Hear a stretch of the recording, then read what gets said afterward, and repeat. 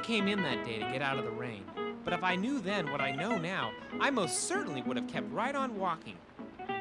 Her name was Allison, and when I saw her lounging in the daisies, it seemed that perhaps my long journey had finally come to an end. Little did I know, it was only just the beginning. That night she took me home to meet her roommate, Sheila. The three of us hit it off like a charm.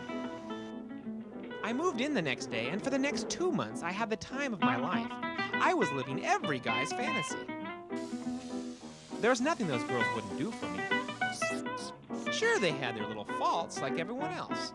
With Sheila, it was the midnight bakery raids, and Allison, well, I was falling madly and helplessly in love with them both. Everything was perfectly normal. Then, suddenly, one day, out of the blue...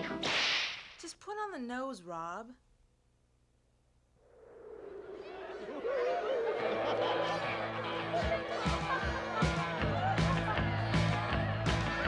So there we are, at some bizarre underground clown cult. I couldn't believe the girls, my girls, were a part of all this.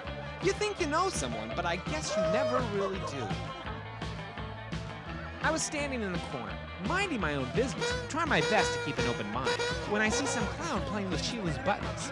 Pin the tail was one thing, but this I just couldn't stand for. So I shot him.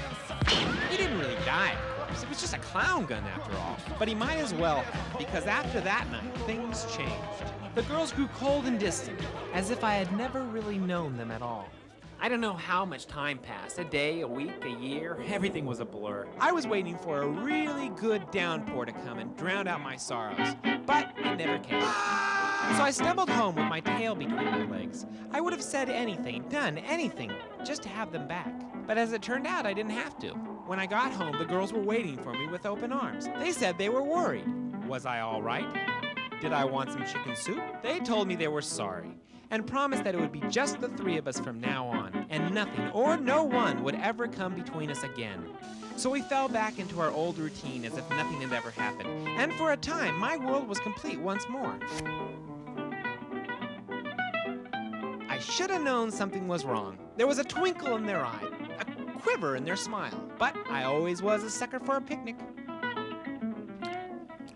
They must have put something in the potato salad or spiked the Kool-Aid, because when I came to, I was up to my neck in trouble. So if you ever see a girl with a face like an angel and shoes that are 6 sizes too big, just keep right on walking. The rain will almost certainly be much kinder.